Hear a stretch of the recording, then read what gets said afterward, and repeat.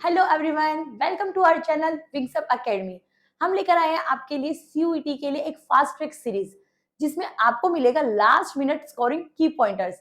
चलिए देखते हैं आज का हमारा chapter 3 book first, US hegemony in world politics. अब यूएस हेजेमनी समझने से पहले हम बात कर लेते हैं 1945 की। जैसे कि आपको पता है सेकेंड वर्ल्ड वॉर जो कि 1939 से 45 तक चली थी। 45 में जब वर्ल्ड वॉर खत्म हो गया तो एक नए ऑर्गेनाइजेशन बनाया गया जिसका नाम था यूनाइटेड नेशन ऑर्गेनाइजेशन। अब इसका पर्पस क्या था कि पूरे वर्ल्ड में पीस बना के रखना और जो भी वर्ल्ड वॉर्स चल रही है उनको रोकना। लेकिन ये वो रोकी कैसे जाए? तो जैसा कि हम देख रहे थे कि वर्ल्ड वॉर हो क्यों रहा था, कोई ना कोई अपना एक्सपेंशन करना चाहता है, टेरिटरी को अनेक्स करने की कोशिश करता है, इसलिए तो वॉर होता है। तो ऐसे में जो यूनाइटेड नेशन बनाया गया उसने कुछ रूल्स एंड रेगुलेशंस बनाए जिसमें कहा गया कि अब कोई भी देश किसी और देश को अनेक्स नहीं कर सकता और उनको अपनी टेरिटरी में इंक्लूड नहीं कर सकता। लेकिन अगर कोई देश ऐसा करेगा तो बाकी अदर देश उनके ऊपर कुछ ना कुछ सैंक्शंस लगा देंगे। तो इस तरीके से आपका 1945 में बन जाता है यूनाइटेड नेशन ऑर्गेनाइजेशन। अब 1945 से आपको पता है 1991 तक क्या चल रहा था? एक आपका दो पावर चल रही थी, एक यूएसए और एक यूएसएसआर। बट 1991 में आकर यूएसएसआर भी डिसइंटीग्रेट हो जाता है। अब सिर्फ बची एक ही पावर जो थी यूएस। तो उसी को हमने कहा है यूएस हेजेमनी। यूएस हेजेमनी का मतलब क्या होता है? Only one power is supreme. जब आपके पूरे वर्ल्ड में एक ही पावर सुप्रीम होती है तो उसे हेजेमनी कहते हैं। और अब किसकी हेजेमनी चलेगी? सिर्फ यूएस की, क्योंकि यूएसएसआर भी डिसइंटीग्रेट हो गया। अब इसके टाइम पीरियड में कुछ ऐसे ऐसे इवेंट हुए हैं जो आपको पता होने चाहिए, जो आपके सीयूटी के पॉइंट ऑफ व्यू से बहुत ही ज्यादा इंपॉर्टेंट है। सबसे पहला, हम इसमें 4 ऑपरेशन देखेंगे, 4 इवेंट देखेंगे, तो एक एक करके सारे इवेंट देखते हैं। तो सबसे पहले बात करते हैं हम न्यू वर्ल्ड ऑर्डर की। अब एक तरीके से पूरे वर्ल्ड में एक नया तरीके का ऑर्डर चल रहा था। इस समय पर आपके यूएस प्रेसिडेंट थे आपके जॉर्ज डब्ल्यू एच बुश, जो कि हम आपको अगली स्लाइड में दिखा देंगे। इस समय पर आपके जो प्रेसिडेंट थे वो थे George H W Bush, right. अब ऐसा क्या हुआ कि 1990 में कि हमें इराक के ऊपर एक ऑपरेशन चलाना पड़ा। तो कहानी शुरू होती है अगस्त 1990 से। चलिए देखते हैं हमारी कहानी। कहानी शुरू होती है अगस्त 1990 से। अगस्त 1990 में इराक इन्वेड कर देता है किस पर? कुवैत पर। और अभी हमने बात की है कि अब कोई भी देश किसी और देश को अनेक्स करने की कोशिश नहीं करेगा, या तो उसको ना ही उसको अपने में इंक्लूड करेगा। अब यहाँ पे था इराक और यहाँ पे था कुवैत। इराक ने कुवैत पर अटैक किया तो क्या पूरा का पूरा वर्ल्ड उनको आराम से बैठ के देखता? ऑफ कोर्स नॉट, क्योंकि अब यूनाइटेड नेशन ने क्या पॉलिसी बनाई थी?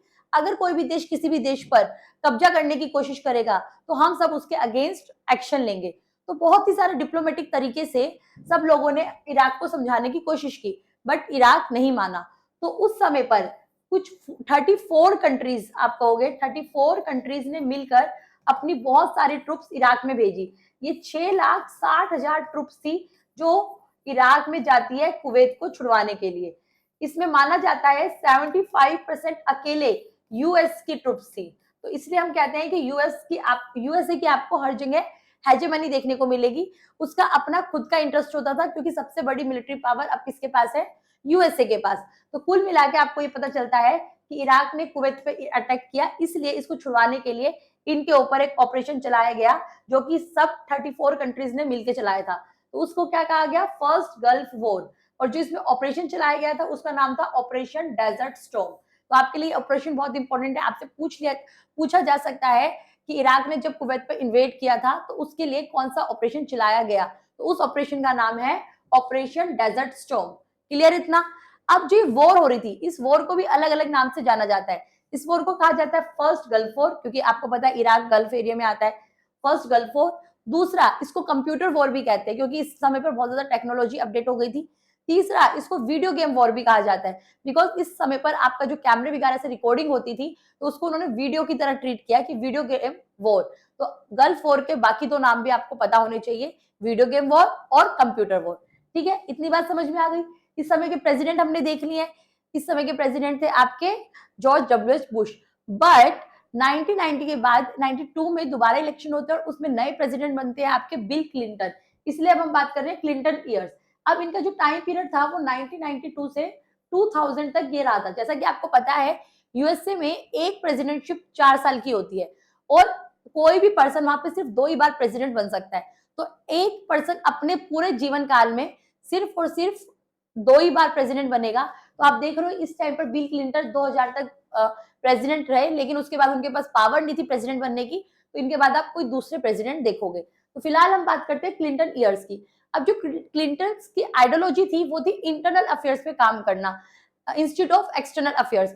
वो चाहते थे कि हम सॉफ्ट पावर पे काम करें इंस्टीट्यूट ऑफ हार्ड पावर। अब ये हार्ड पावर और सॉफ्ट पावर क्या है? हार्ड पावर होती है मिलिट्री, जिसमें आप मिलिट्री का ज्यादा यूज करते हो और पूरे वर्ल्ड पर चलाते हो। और सॉफ्ट पावर क्या होती है? जिसमें आप आइडियोलॉजी के थ्रू उनसे बात करते हो, अपने देश की ग्रोथ के बारे में बात करते हो, स्किल्स, एजुकेशन, इन सब की बात करते हो। तो ये होती है आपकी सॉफ्ट पावर।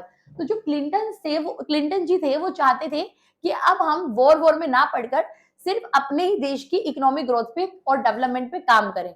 लेकिन इनके दौरान पे होता क्या है, 2 अटैक इनके सामने आपको देखने को मिलते हैं। एक 1998 में आप देखते हो कि कुछ यूएस एम्बेसीज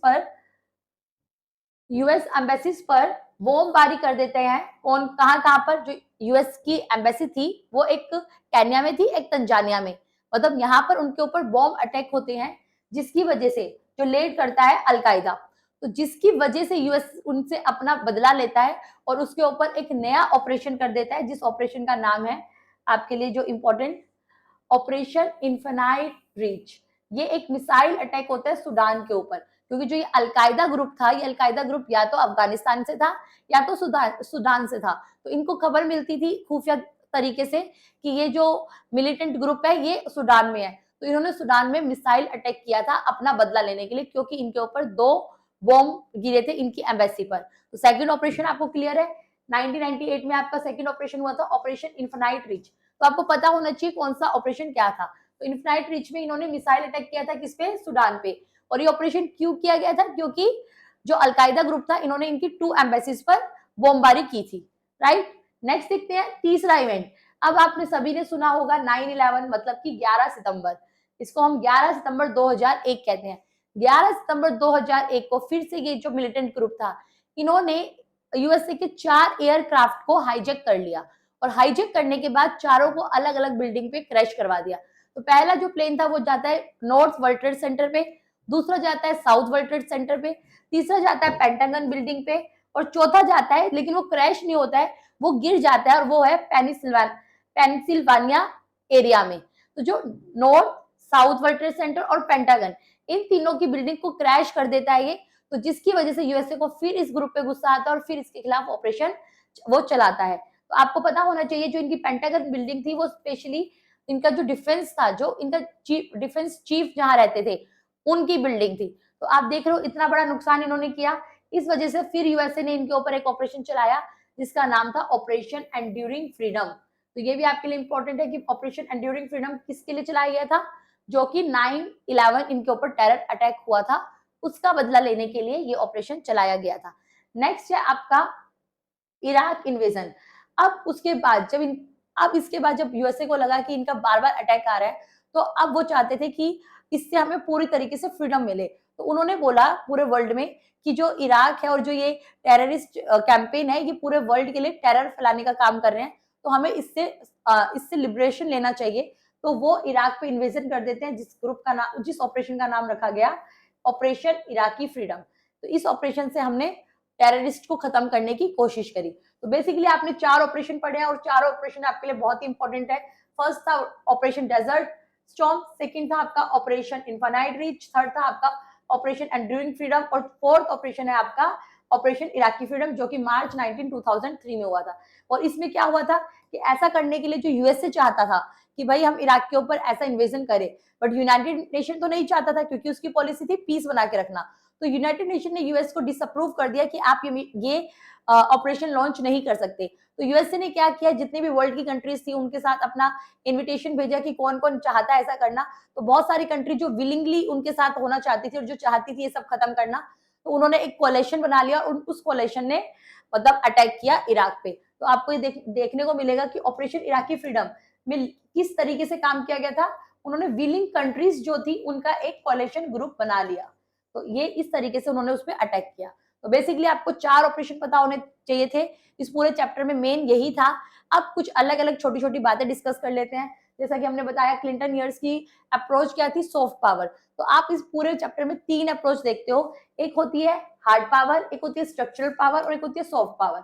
हार्ड पावर का मतलब होता है मिलिट्री पावर, कि आप किसी पर अपनी मिलिट्री दिखा रहे हो।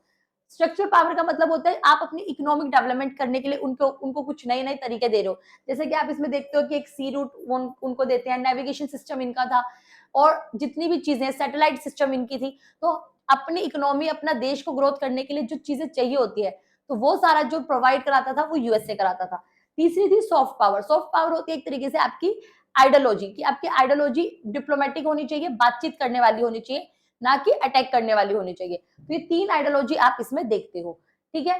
नेक्स्ट देख रहे हो आप, इंडिया का रिलेशन कैसा था यूएसए के साथ। अब जब आपका कोल्ड वॉर चल रहा था, तब आपने कहीं ना कहीं देखा था इंडिया का रुझान यूएसएसआर के साथ था। लेकिन अब 1991 में यूएसएसआर भी डिसइंटीग्रेट हो गई, और उसी समय पर हमारे देश में भी बहुत ही बड़ी इकोनॉमिक क्राइसिस आई हुई थी। तो ऐसे में हमें लोन चाहिए था, किससे, आपका वर्ल्ड बैंक और आईएमएफ से।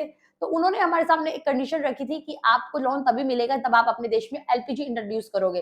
तो बेसिकली जो वर्ल्ड बैंक और आईएमएफ है, उसमें सबसे बड़ा शेयर किसका है, यूएसए का ही है। तो हम देखते हैं कि बाद में एलपीजी इंट्रोड्यूस करने के बाद यूएसए की ही बहुत बड़ी बड़ी कंपनीज हमारे यहाँ आई थी, उन्होंने काम किया, तो हमारे इकोनॉमिक टर्म्स उनके साथ अच्छे हो गए थे आफ्टर 1991। तो यहाँ पे आपको ये देखने को मिलेगा कि इंडिया का रिलेशन कैसा था यूएसए के साथ।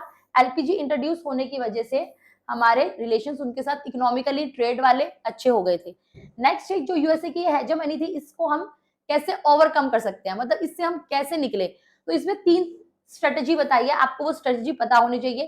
पहले बैंड वैगन स्ट्रेटेजी। इसका मतलब ये होता है कि अगर कोई देश बहुत पावरफुल है, तो आप उसको पावरफुल रहने दो, लेकिन अपने बेनिफिट के लिए आप जितना भी उससे चीजें ले सकते हो लो। फॉर एग्जाम्पल कोई एक बहुत ही पावरफुल पर्सन है, तो आप उसके सामने डिप्लोमेटिक तरीके से काम करो, कि जितने जो उसको आप हरा तो सकते नहीं हो, तो आप क्या करोगे कि जहां जहां उसकी जरूरत पड़ेगी तो आप उससे उस तरीके से डील करके अपने सारे काम निकलवा लो। तो बेसिकली ये कहना चाहते हैं बैंडवेगन स्ट्रेटेजी में, कि आप अपने बेनिफिट एक्सट्रैक्ट कराने के लिए उनका साथ दो। पहली स्ट्रेटेजी तो ये हो सकती है। दूसरी स्ट्रेटेजी बोलिए टू हाइड, तो सॉरी ये हाइड है। दूसरी स्ट्रेटेजी है टू हाइड, मतलब इतनी पावरफुल कंट्रीज के सामने तो आप कहीं टिक ही नहीं पाओगे, तो आप उनकी नजरों से बच के रहो, छुप के रहो। एक स्ट्रेटेजी ये हो सकती है, अगर आपको उनकी हेजेमनी नहीं देखनी तो आप उनसे बिल्कुल बच के रहो। और एक स्ट्रेटेजी है इनकी role of non state actors. Non state actors का मतलब होता है जो गवर्नमेंट एक्शन ना लेके बाकी जो दूसरी चीजें हैं, जैसे सोशल मीडिया हो गई, एनजीओज हो गए, इस तरीके की जो चीज होती है, राइटर्स हो गए, कुछ ना कुछ जो आपके एडिटर्स होते हैं, न्यूज़पेपर आर्टिकल्स लिखते हैं, उनकी हेल्प से आप इनके बारे में ज्यादा से ज्यादा अवेयरनेस फैलाओ और लोग इनकी बात सुनना बंद कर दें। तो बेसिकली आपके पास 3 ही स्ट्रेटेजी है। बैंडवैगन में कहा है कि अपने फायदे के लिए उनसे बात करो बस, हाइड में कहा है कि बिल्कुल छुप के रहो, और तीसरी कहा है कि एक गवर्नमेंट काम ना करके बाकी जो और पब्लिक होती है उनकी हेल्प से आप इनके अगेंस्ट में कुछ ना कुछ मूवमेंट चला सकते हो। बेसिकली यही कहा है। इसमें आपको एक लास्ट में देखने को मिलता है, विलेज हेडमैन की बात की है। तो विलेज हेडमैन के लिए उन्होंने कहा है कि अगर विलेज हेड जो होता है, अगर वो गलत करे, क्या बाकी के गांव के लोग विलेज छोड़ के भाग जाएंगे? नहीं भागेंगे ना, सब लोग मिलकर विलेज हेड को हटाएंगे।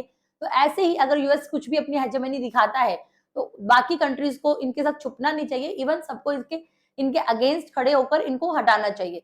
तो एक आपको लास्ट में ये देखने को मिलता है। बेसिकली पूरा चैप्टर आपका यही था। अब इसमें देख लेते हैं कि क्वेश्चंस कैसे बनते हैं।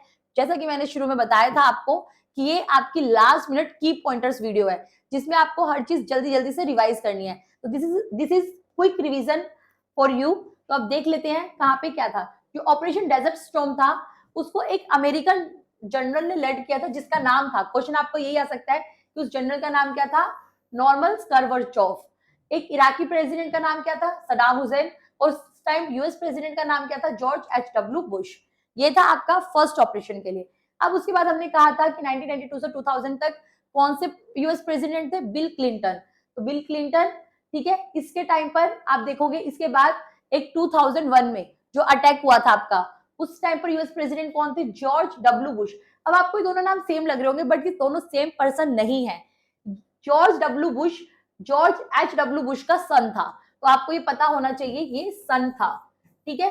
तो थर्ड, आपका जो थर्ड प्रेसिडेंट का नाम पूछा जाता है कि 2001 जो अटैक हुआ था 11 सितंबर 2001 वाला, वो अटैक किसके समय पर हुआ था, या उस समय यूएस का प्रेसिडेंट कौन था, तो तब आप बताओगे George W Bush, right. First gulf war को और किस किस नाम से जानते हैं? Computer war, video game war.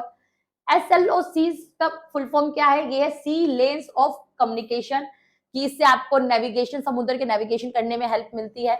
Brayton would system के अंदर कौन कौन सी हमने ऑर्गेनाइजेशन बनाई थी या इंस्टीट्यूशंस बनाए थे? World bank, IMF, WTO, international monetary fund, world trade organisation.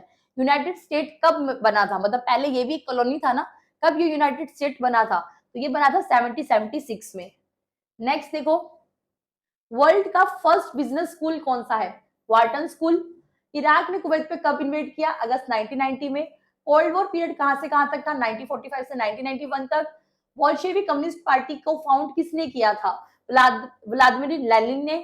US embassies को बॉम्ब कहां कहां पे किया गया था? नारोबी, जो कि केन्या में है, और दर एस सलाम, जो कि तंजानिया में है। और ये किसने करवाया था? ये करवाया था अलकायदा ने, जो बेसिकली सूडान और अफगानिस्तान में रहते थे। 4 एयरक्राफ्ट कहां कहां गिरे थे? North world trade centre, south world trade centre, pentagon building में और पेंसिल्वानिया में। ये वाला क्रैश नहीं हुआ था, बाकी वो तीनों क्रैश हुए थे। ठीक है, तो एक ये वाला लास्ट अगर आपसे पूछ लिया जाए कि चारों एयरक्राफ्ट में से कौन से वाला क्रैश नहीं हुआ था, तो आप बताओगे पेंसिल्वानिया में। तो कुल मिला के आपका ये पूरा चैप्टर का ओवरव्यू था, सारे की पॉइंटर्स हमने डिस्कस कर लिए हैं। तो thank you for watching and please share, like and subscribe the channel.